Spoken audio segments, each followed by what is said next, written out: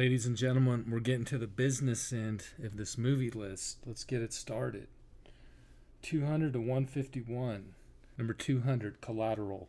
After a long day, LA taxi driver Max is about to knock off when sharp-suited Vincent offers him $600 to make 5 stops. Sounds good until Vincent turns out to be a merciless hitman, and each one of those stops involves a hit. As the night goes on, Max starts to wonder if he'll live to see the sunrise as the pair are hunted by the police and the FBI. Big surprise, but I'm going to say what makes this movie great is really good acting. Cruise does show his range in this movie, and Fox is really good in the movie. It's tension basically throughout the entire movie. Number 199, Jerry Maguire. Might be a little bit too high, I don't know, or maybe way too high. 7.3 IMDb. Let me read it to you. When slick sports agent Jerry Maguire has a crisis of conscience, he pens a heartfelt company-wide memo that promptly gets him fired. Desperate to hang on to the athletes that he represents, Jerry starts his own management firm with only single mother Dorothy Boyd joining him in his new venture. Banking on their sole client, football player Rod Tidwell, Jerry and Dorothy begin to fall in love as they struggle to make their business work. This is a movie that's just kind of hard to explain why it's so good, but so I'm going to use AI to help me out here. Relatable themes. Beyond the sports backdrop, Jerry Maguire delves into the complexities of relationships, personal growth, and the search for meaning in a materialistic world.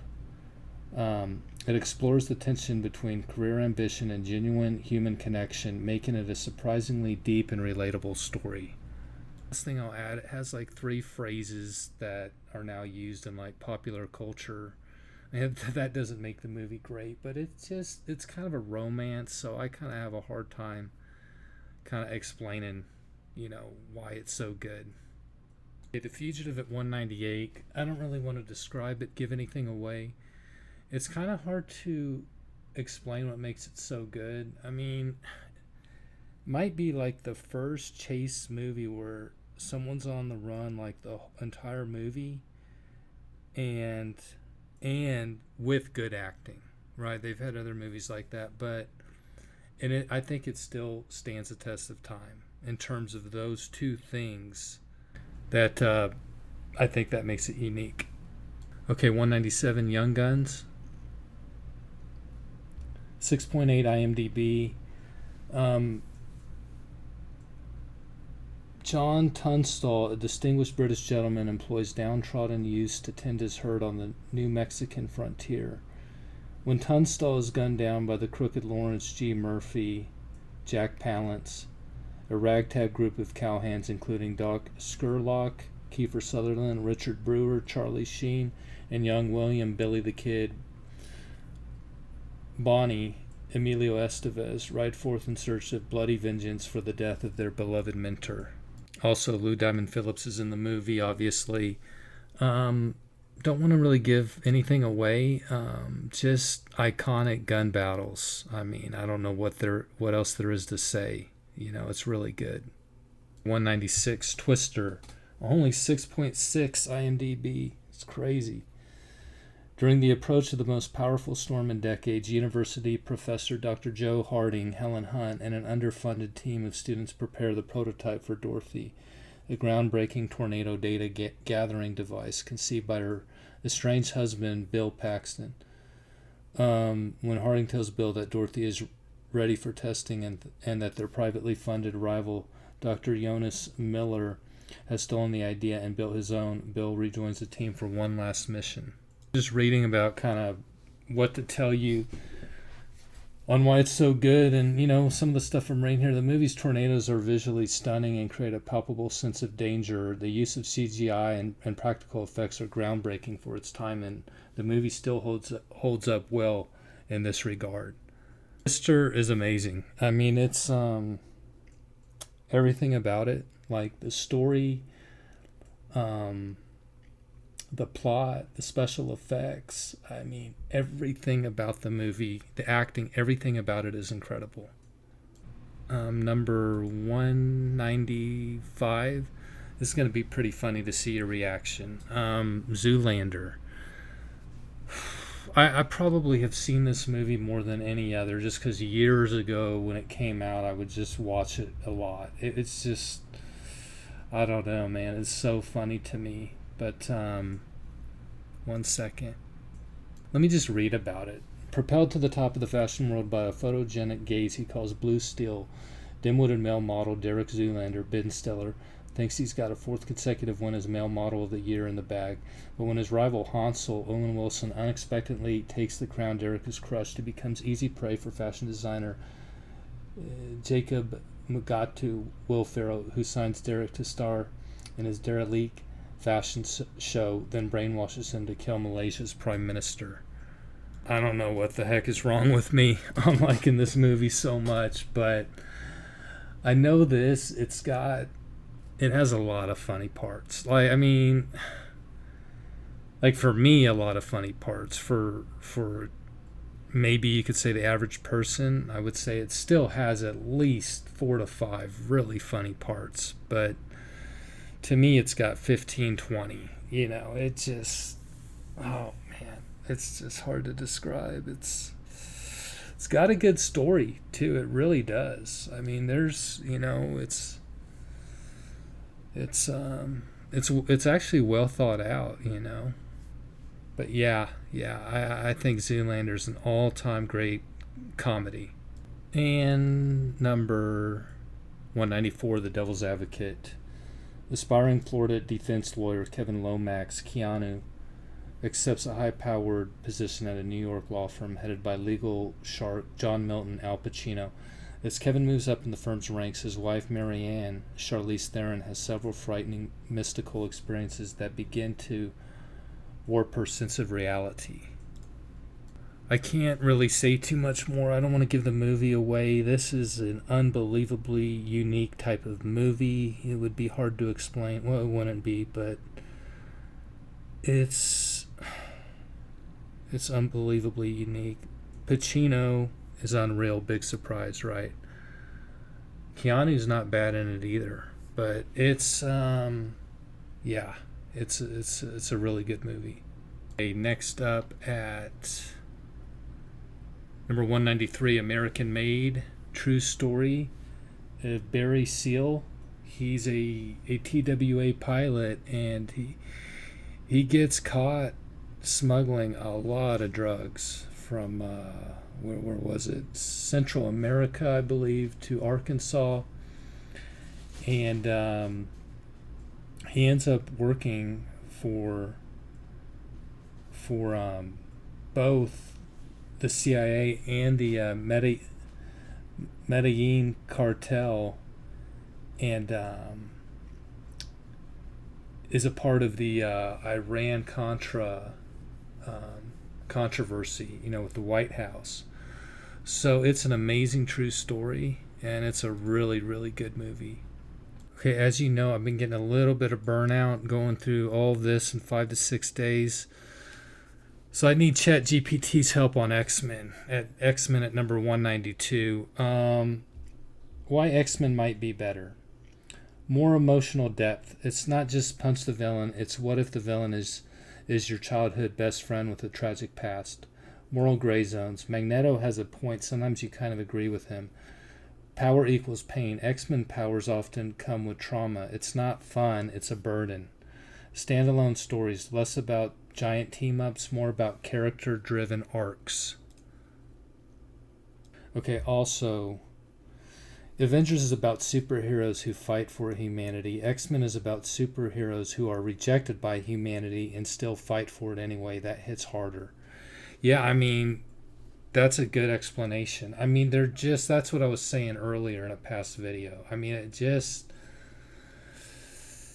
Wolverine, Hugh Jackman is such a good actor as playing Wolverine, and then Cyclops is a cool character. Jean Grey, there's a lot to Jean Grey.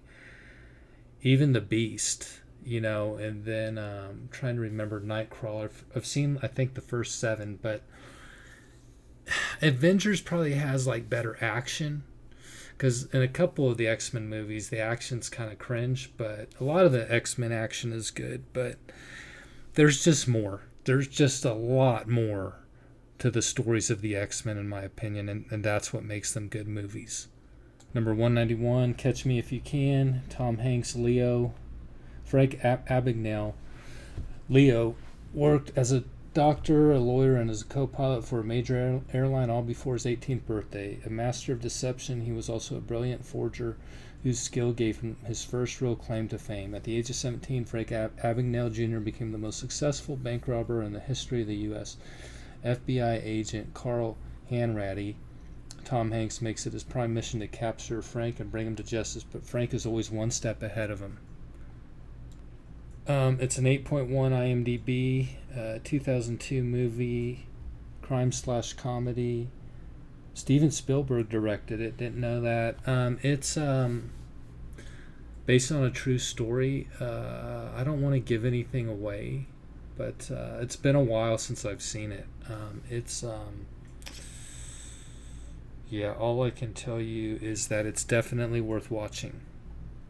Number 190, I absolutely, positively, unequivocally do not understand the 6.7 IMDb rating for U-Turn, Oliver Stone movie. Let me see. The drifter chooses to stop in the wrong town, small town Arizona, by the way, when his beloved Mustang develops engine trouble. Things seem to pick up when sultry Grace McKenna asks him home to help fix her curtains until her husband Jake finds out.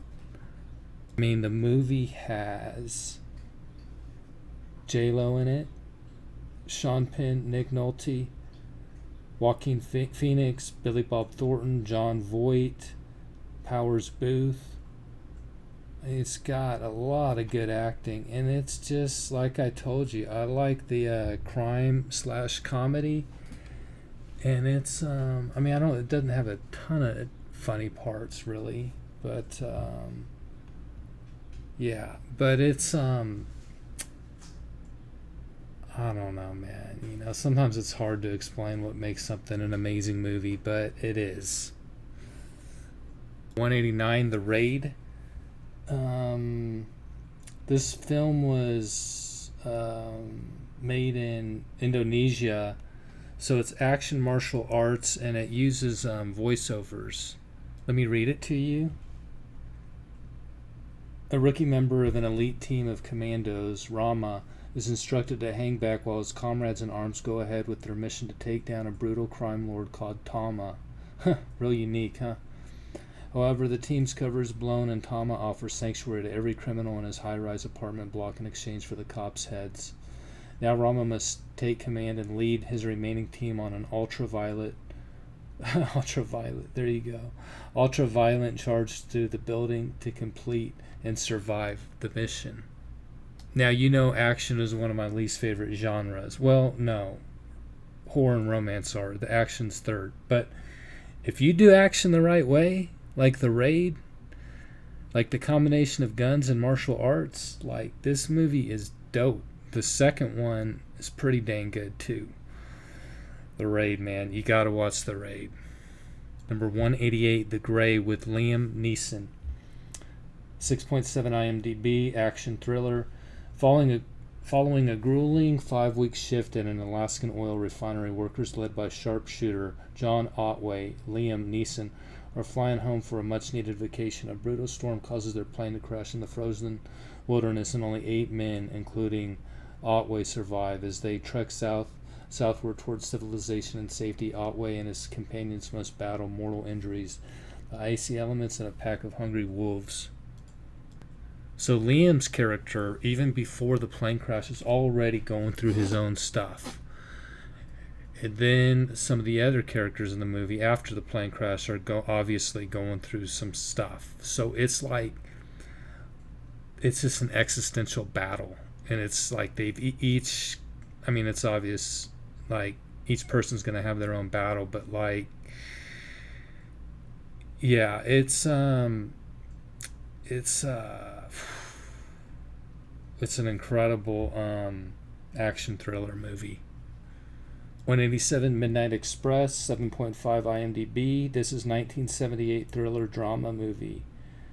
Billy Hayes, Brad Davis is a young American caught by Turkish police while attempting to smuggle hash out of Istanbul.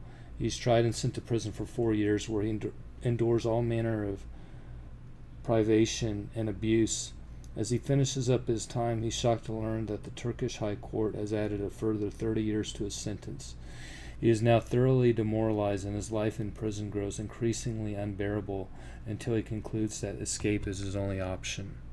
So Midnight Express is based on a true story, and I don't know if it's still true, but I know, like, I'm almost positive back in the day, like, the country of Turkey did have, like, the strictest drug laws, I think, possibly in the world. You know, it's kind of the crossroad between the bridge between Europe and Asia. So they take that stuff very serious.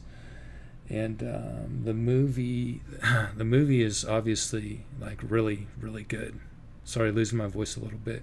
186, we have Star Trek, the Kelvin timeline. I never really watched any Star Trek movies or shows growing up, but I've seen these three, and it's been a while since I've seen them, and a little hard to remember. I know they're very good. The Star Trek Kelvin timeline consists of a trilogy of films. This alternate timeline was created when Nero, a Romulan from the future, traveled back in time and altered events, specifically destroying the USS Kelvin and affecting the birth of James T. Kirk.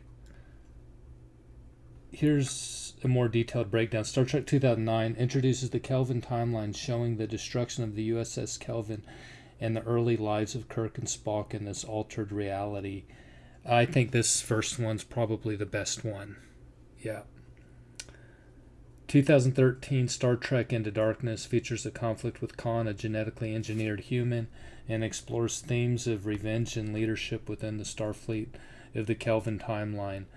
If I remember, the plot was a little farcical, but still, I could understand some people thinking the second one was better than the first one. Third one, Star Trek Beyond.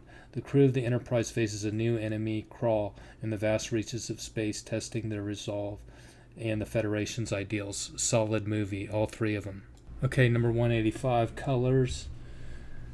In this gritty police drama from director Dennis Hopper, streetwise cop Bob Hodges, Robert Duvall, and hot-headed rookie Danny McGavin, Sean Penn grapple with their new partnership on the gang-ridden streets of Los Angeles. Although Danny finally lets Hodges show him the ropes, his adrenaline-fed brutality earns him a reputation with the very gangs they want to help. With a gang war ready to explode, Danny confronts his own racism, even as he falls in love with Louisa. This is only 6.7 IMDb, which is crazy. Yeah, the movie, it's been a while since I've seen it, but it shows like how the police officers, like, they both have a totally different style of policing, and then they don't like each other at first, and then it changes. They start getting along better, and then it shows the gangs, in Los Angeles. It's been a while, but it's a very good movie. 184, The Thing, 1982, 8.2 IMDb. I got to be very careful about what I read to you because I don't want to give anything away. In remote Antarctica, a group of American research scientists are disturbed at their base camp by a helicopter shooting at a sled dog. When they take in the dog, it brutally attacks both human beings and canines in the camp. So I don't really want to say any more than that. I know that's a weird way to end it, but I will say that the movie is not predictable whatsoever. And Kurt Russell is good in this type of a movie. So yeah, it's obviously like really good. City of Z at number 183. 6.6 IMDb. I mean, it's just getting comical at this point. Totally laughable, ridiculous. At the dawn of the 20th century, British explorer Percy Fawcett journeys into the Amazon, where he discovers evidence of a previously unknown advanced civilization that may have once inhabited the region, despite being ridiculed by the scientific establishment, which views indigenous populations as savages. The determined Fawcett, supported by his devoted wife, son, and friend, returns to his beloved jungle in an attempt to prove his case. I mean, this movie shows all the mental preparation, all the physical preparation, even to try to travel at that time and get to where, and then the actual journey, and then everything that's associated with the journey. It's amazing movie. Number 182, Mystic River. Sean Penn, Tim Robbins, who else? Kevin Bacon. When the daughter of ex-con Jimmy Marcus is murdered, two of his childhood friends from the neighborhood are involved. Dave, a blue-collar worker, was the last person to see her alive, while Sean, a homicide detective, is heading up the case. As Sean proceeds with his investigation, Jimmy conducts one of his own through neighborhood contacts. Eventually, Jimmy suspects Dave is the culprit and considers taking the law into his own hands. You know, like I say, these types of mystery movies, I can't really say too much. Don't want to give anything away. When I say like really good acting, I mean the acting is phenomenal. Okay, Ex Machina, number 181, 7.7 IMDb. I haven't seen this since it first came out. Let me read it to you. Caleb Smith, Dom, I can't say the guy's first name. Let's call him Dom. Dom Gleason, a programmer at a huge internet company, wins a contest that enables him to spend a week at the private estate of Nathan Bateman, Oscar Isaac, his firm's brilliant CEO. When he arrives, Caleb learns that he has been chosen to be the human component in a Turing test to determine the capabilities and consciousness of Ava, a beautiful robot. However, it soon becomes evident that Ava is far more self-aware and deceptive than either man imagined. So yeah, I really need to rewatch this because I watched it about when it came out, 2014, 2015, with it being 2025 and what we're seeing from AI. I mean, this movie's going to be even more interesting. You know what I mean? So yeah, I don't want to give anything away. It's incredible. 180, The Wrestler with Mickey Rourke. 7.9 IMDb. Aging wrestler Randy the Ram Robinson is long past his prime, but still ready and raring to go on the pro wrestling circuit. However, after a particularly brutal beating, however, Randy hangs up his tights, pursues a serious relationship with a long-in-the-tooth stripper, and tries to reconnect with his estranged daughter. But he can't resist the lure of the ring and readies himself for a comeback. So I don't know anything about pro wrestling, but it's been a long time since I've seen the movie.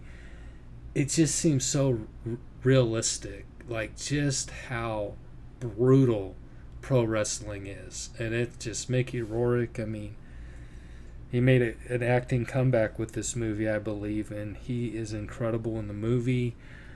And obviously very good movie. 79, The Usual Suspects, 8.5 IMDb. Need a little AI help here so I don't give anything away. The Usual Suspects is a neo-noir mystery film about a group of 5 criminals who get caught up in a deadly game orchestrated by a mysterious crime lord named Kaiser Sosa. The story unfolds through the narration of one of the survivors, Verbal Kent, who recounts the events to a customs agent. The film is known for its intricate plot twists and unreliable narration, leaving the audience questioning the truth of Verbal's story and the true identity of Kaiser Sosa. So it's been a while. I really need to rewatch this movie. But as you can tell by the description, I think you're going to want to watch it if you haven't already seen it. Number 178, The Signal, 6.0 IMDb. Lawrence Fishburne. A surprise awaits 3 college students who think they have tracked a rival computer hacker to a shed in the Nevada desert. I don't want to give anything away with this movie, but there's a big conflict between logic and emotion in the movie. It's obviously sci-fi, and if I really start saying stuff, I think it's just going to give it away. Just if you like sci-fi, check this movie out. 177, The 40-Year-Old Virgin with Steve Carell. Electronics store stock boy Andy Stitzer is horrified when he is found out as a virgin by his workmates. Just when he thought he was becoming one of the gang, David J. and Cal surprise him by making it their mission to get him a girl and help him lose his virginity. My bad, I probably have this too high, but it's like the other movie with Steve Carell, Dinner for Schmucks. I mean, Carell in certain movies is just beyond funny. I've got to have this movie up there. 76, this is going to be Merlin, which was really, it's like a movie, but I think originally it was like 3 TV shows, but it's considered a movie. You can buy the DVD, and then Merlin and then / Excalibur, because it's basically very similar, but I need help. It's been quite a while, so I need a little AI help without giving anything away. Excalibur is a unique and impactful cinematic adaptation of the timeless King Arthur legends, focusing heavily on the mystic sword Excalibur itself and the magical influence of Merlin. Instead of a traditional linear narrative, the film embraces a more dreamlike, visually driven approach to the Arthurian cycle of birth, life, death, and restoration. It portrays a world brimming with enchantment and chivalry where magic coexists with human emotions and conflicts. And there's a lot of 3D chess being played between Merlin and the Witch, I believe. And they're both movies are really good. And it's like I was reading to you, it's there's a lot involved. It's really good stuff. 175, 9 Queens, subtitled Argentinian movie. 9 Queens' story is the story of 2 small-time swindlers, Juan and Marcos, who team up after meeting in a convenience store and become involved in a $500,000 deal. As the deceptions and duplicity mount, it becomes more and more difficult to figure out who is conning whom, and we begin to ask ourselves who isn't a thief. I think that explains it pretty good. If you like these kind of movies and are okay with subtitled movies, definitely check it out. 74, Castaway. 7.8 IMDb. Obsessively punctual FedEx executive Chuck Nolan. Tom Hanks is en route to an assignment in Malaysia when his plane crashes over the Pacific Ocean during a storm.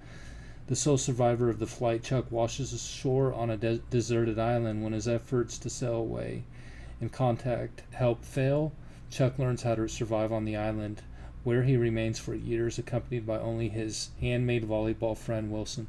Will Chuck ever return to civilization and reunite with his loved ones? Hard for me to explain why this movie's so good. I mean, it's just a dude stuck on an island, but let me read this. The film delves into the psychological effects of prolonged isolation, showing how Chuck Nolan grapples with loneliness, the unraveling of his sense of self, and the lengths he goes to maintain his sanity. Hanks delivers a nuanced and compelling portrayal of a man facing extreme adversity, earning critical acclaim and an Academy Award nomination. His ability to convey a range of emotions with minimal dialogue is particularly noteworthy. There you go. I mean, Hanks made the movie, obviously. Great movie. Okay, 173, 12 Monkeys, 8.0 IMDb. Traveling back in time isn't simple as James Cole, Bruce Willis learns the hard way. In prison in the 2030s, James is recruited for a mission that will send him back to the 1990s. Once there, he's supposed to gather information about a nascent plague that's about to exterminate the vast majority of the world's population. But aside from the manic Jeffrey, Brad Pitt, he gets little in the way of cooperation, not least from medical gatekeepers like Dr. Catherine Raleigh. The movie, it's been a long time since I've seen it. Brad Pitt is just unreal in this movie.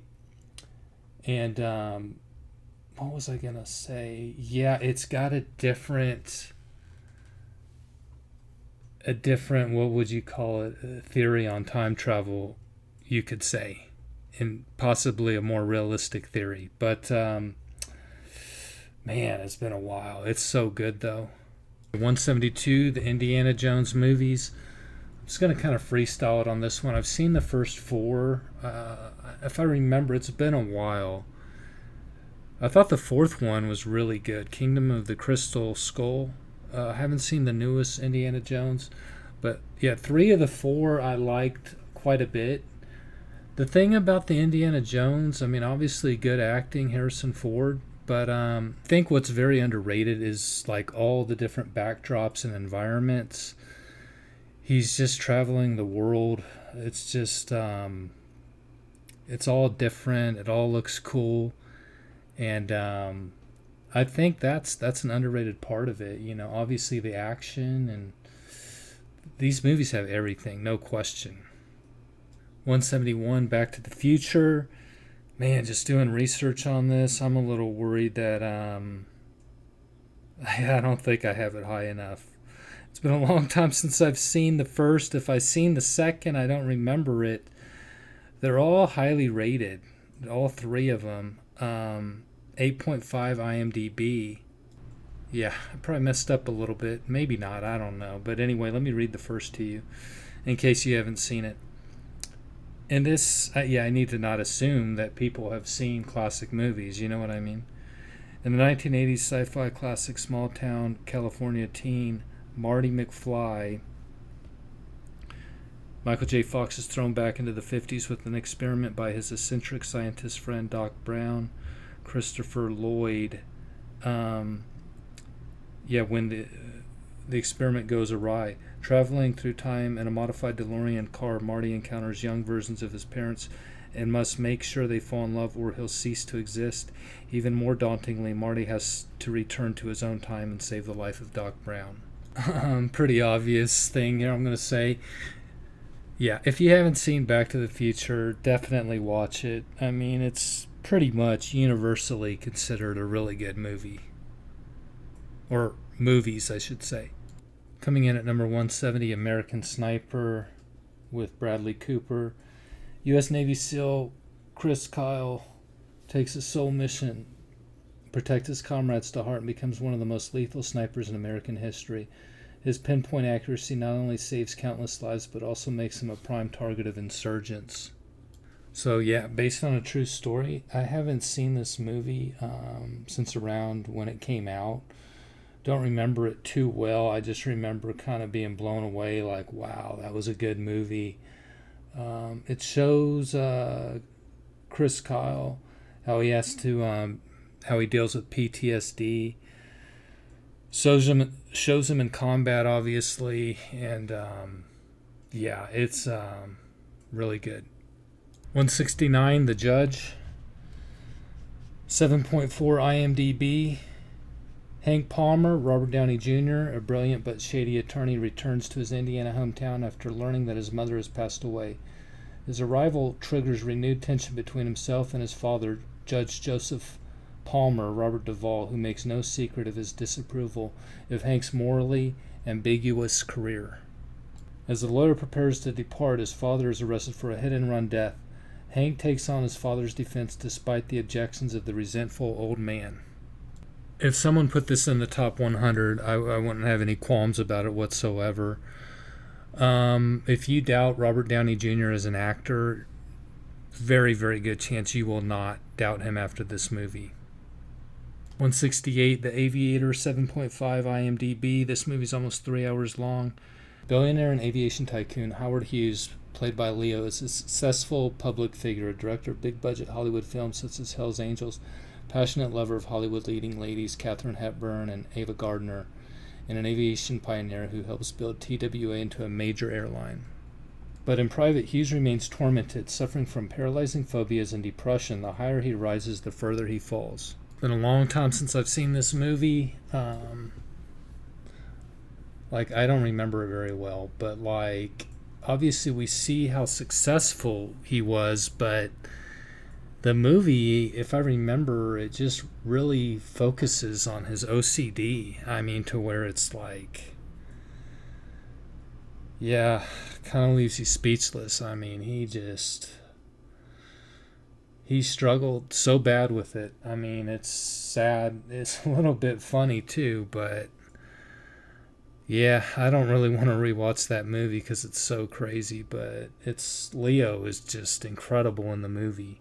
67, Angel Heart, 7.2 IMDb.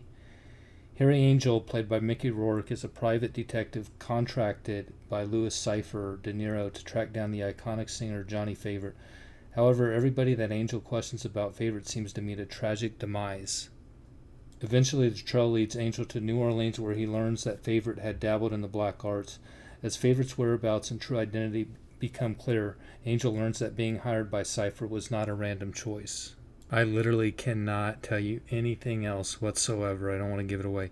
This is an incredibly underrated movie. And this being ranked where it is, I mean, makes total sense to me. 66, Primal Fear, 7.7 IMDb. Defense attorney Martin Vale, played by Richard Gere, takes on jobs for money and prestige rather than any sense of the greater good. His latest case involves an altar boy accused of brutally murdering the Archbishop of Chicago. He himself up against his ex-pupil and ex-lover, but as the case progresses and the church's dark secrets are revealed, Vale finds that what appeared a simple case takes on a darker, more dangerous aspect. The other actor is Ed Norton. This movie probably put Ed Norton on the map. I think this is a pretty popular movie, but I can't say anything at all in this type of movie. I can't give it away, but yeah, it's a great movie. 65, Gone Girl, 8.1 IMDb. It's about 2.5 hours long.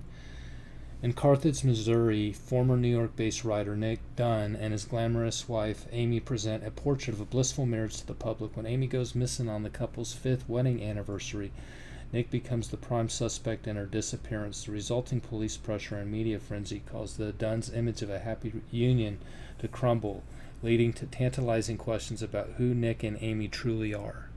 Okay, so I saw this movie when it first came out. It's incredible, obviously. Rosamund Pike is just... she plays the perfect you-know-what, man. Let me tell you. And then Ben Affleck, he's also in the movie. It's a situation any man would not want to be in. 164, A Beautiful Mind, 8.2 IMDb. Based on the true story of prominent mathematician John Forbes Nash Jr., who seemed to be guaranteed a promising future when he won international acclaim as a result of his pioneering work in the field. After he is recruited to assist the military with top-secret code-breaking duties, the high-pressure job takes its toll on him, and he begins to develop a mental illness. So I watched this movie when it first came out in 2001. That's been a long time ago. I remember very little about the movie. I really need to rewatch this because I was reading about it, and I don't want to give anything away whatsoever. But yeah, this is a movie I definitely need to rewatch. 63, The Bourne franchise, with Matt Damon. I don't want to give anything away. I'll just read the quick thing about the first one. The Bourne Identity introduces Jason Bourne, found with amnesia and embarking on a quest to discover his identity and past. I just like how the movies, they all seem kind of interconnected. Makes you really look forward to the next one. Mission Impossible, they're really good movies, but it just seems kind of jumbled up and stuff. Another thing is Matt Damon kind of seems like he's more believable, that he's that guy, more than Cruise is in Mission Impossible. 62, Rush, 8.1 IMDb. In the mid-1970s, charismatic English playboy James Hunt, played by Chris Hemsworth, and Austrian perfectionist Niki Lauda, Daniel Bruhl, share an intense rivalry in Formula One racing, driving vehicles that are little more than gas-filled rolling bombs. Hunt and Lauda burn up the track, all the while pushing themselves to the breaking point of physical and mental endurance. Meanwhile, the women in their lives can only watch as both drivers risk death with every lap. I'm not a fan of Chris Hemsworth, but I think he's good in this movie. This movie it's based on a true story. It does an incredible job of showing the contrasting personalities of the two racers. I might have it a little bit too high, but I don't know. It's so good. I'm going to add the movie that came out a couple years ago. I haven't seen it, Gran Turismo, 7.1 IMDb. 161, The Sixth Sense, 8.2 IMDb. Young Cole's seer, Haley Joel Osment, is haunted by a dark secret. He is visited by ghosts. Cole is frightened by visitations from those with unresolved problems who appear from the shadows. He is too afraid to tell anyone about his anguish except child psychologist Dr. Malcolm Crowe, Bruce Willis. As Dr. Crowe tries to uncover the truth about Cole's supernatural abilities, the consequences for client and therapist are a jolt that awakens them both to something unexplainable. So I can't say anything about this movie. I don't want to give anything away. All I can say, it's 8.2 IMDb for a reason.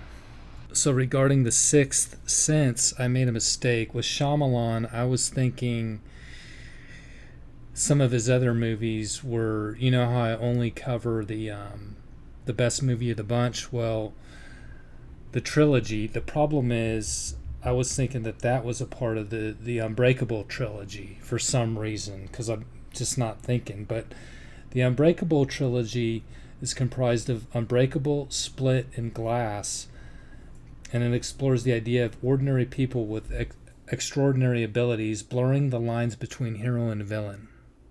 So, where would have I rated the best movie in that trilogy? Number one, I would say the best movie in that trilogy is Glass, the last one, because it explores the interplay between heroes and villains very well. So all these people, if you love Avengers and X-Men, I think you should watch the trilogy. They're years apart. A lot of people have seen Unbreakable. A lot of people have seen Split. But Glass, yeah, Glass is incredible. If I had to rate it, probably top 400. So I did make a mistake. Okay, 160, Schindler's List, 9.0 IMDb, a little over 3 hours. Liam Neeson. Schindler's List is a 1993 American epic historical drama film directed and produced by Steven Spielberg and written by Steven Zalian. It is based on the historical novel Schindler's Ark by Thomas Keneally. I think in high school they made us watch this, and I didn't really remember anything about it. I watched it like a year ago, maybe less than a year. And yeah, it's really good. It shows Schindler how he's already a good dude, but he's kind of got his vices. And as the movie goes on, it just seems like he becomes a better and better dude. And yeah, it's a powerful movie, obviously. 159, A Clockwork Orange, 8.2 IMDb, Stanley Kubrick.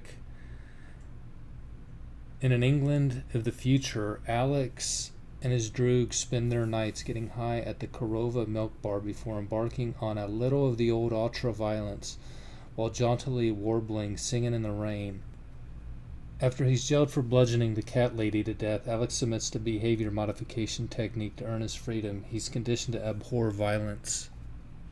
I think most people would put this movie in their top 100, and I probably should have it higher, but I will say this, this movie's probably going to make a person think after watching the movie more than just about any other movie. It's incredible. 158, Molly's Game, 7.4 IMDb. The true story of Molly Bloom, a beautiful young Olympic-class skier who ran the world's most exclusive high-stakes poker game for a decade before being arrested in the middle of the night by 17 FBI agents. Her players included Hollywood royalty, sports stars, business titans, and finally, unbeknownst to her, the Russian mob. Her only ally was her criminal defense lawyer, Charlie Jaffe, who learned there was much more to Molly than the tabloids led people to believe. And a little bit of AI to help me out. It blends genres like crime drama, legal thriller, and biography together very well. Also, all the poker scenes are just really suspenseful, really good. And Kevin Costner plays the dad. Acting's great, obviously. It's very well done. 157, True Grit, 7.6 IMDb. After an outlaw named Tom Chaney, Josh Brolin murders her father, feisty 14-year-old farm girl Maddie Ross hires Rooster Cogburn, a boozy, trigger-happy lawman, to help her find Chaney and avenge her father. The bickering duo are not alone in their quest for a Texas Ranger named LaBeouf. Matt Damon is also tracking Chaney for reasons of his own. Sometimes it's just kind of hard to explain why a movie's so good. You know, some of the westerns, it's hard to explain why one western is better than another. I mean, I guess with this one, all the characters are so compelling. Cinematography is even better with modern technology. It's just Bridges and Damon and Brolin. I mean, it's incredible. 156, Kill Bill Volume 1. I'm rating both of the Kill Bills separately. 8.2 IMDb. Uma Thurman. A former assassin known simply as the Bride wakes from a coma 4 years after her jealous ex-lover, Bill, David Carradine, attempts to murder her on her wedding day. Fueled by an insatiable desire for revenge, she vows to get even with every person who contributed to the loss of her unborn child, her entire wedding party, and 4 years of her life. After devising a hit list, the bride sets off on her quest, enduring unspeakable injury and unscrupulous enemies. I've only seen this movie once, and it was a while ago. I don't think there's like a ton to the story in Kill Bill Volume 1, but the action, there's a ton of action, and it's really good. You guys know that's not really my thing unless it's certain situations, but I need to rewatch it. I have Kill Bill 2 rated higher, obviously, so quite a bit higher, but if you like action, it doesn't get better than this. 155, Oblivion. Tom Cruise, only a 7.0 IMDb, which is insanity, man. In the year 2077, Jack Harper works as a security repairman on an Earth left empty and devastated after a war with aliens. Jack has 2 weeks left before his mission ends, and he joins his fellow survivors on a faraway colony. However, Jack's concept of reality comes crashing down after he rescues a beautiful stranger from a downed spacecraft. The woman's arrival triggers a chain of events that culminates in Jack's nearly single-handed battle to save mankind. I watched this a long time ago, and I didn't really understand what was going on during the movie until after I read about it, so I really want to rewatch this. Sorry, I keep saying that, like 10 different movies, but what was I going to say? Yeah, the plot to this movie is incredible. I mean, it's just that makes it an incredible sci-fi movie and an incredible movie in general. 154, Allied. This is one of the most underrated movies ever made. Brad Pitt, Angelina Jolie, 7.1 IMDb. Max Vitton and Marianne, can't say her last name, are World War II operatives who never reveal their true identities. After falling in love during a risky mission, they hope to leave all that double dealing behind them and start new lives.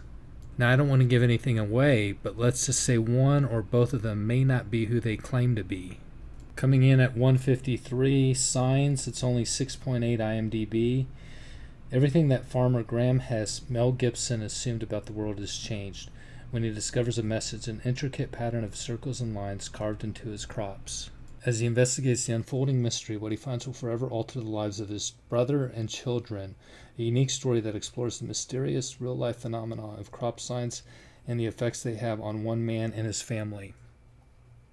I'm not a huge fan of the director Shyamalan, but I think, yeah, he's got some other good movies, but this one, I don't want to give anything away, but it's a complete movie. It's very good.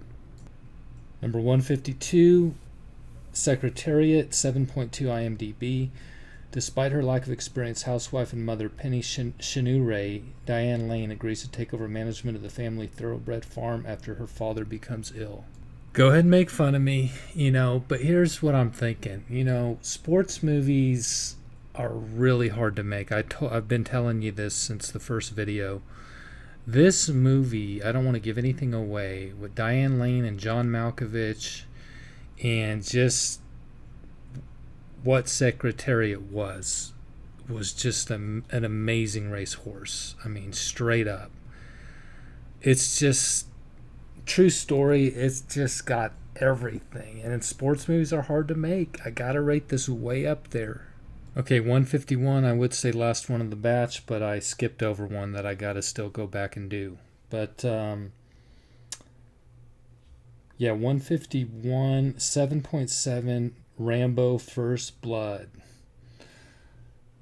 Vietnam veteran and drifter John Rambo Stallone wanders into a small Washington town in search of an old friend, but is met with intolerance and brutality by the local sheriff Will Tessel, Brian Delaney. As you might imagine, things escalate from there. What makes this an incredible movie? It's just Stallone, his persona. Just I don't know, man. Yeah. That's the answer. That's definitely the answer. It's got the good music in the background. It's got everything. It's really good. Yesterday I was able to do about 90. Thought I was going to be able to do 100, only 90. Today, only able to do about 60 of them.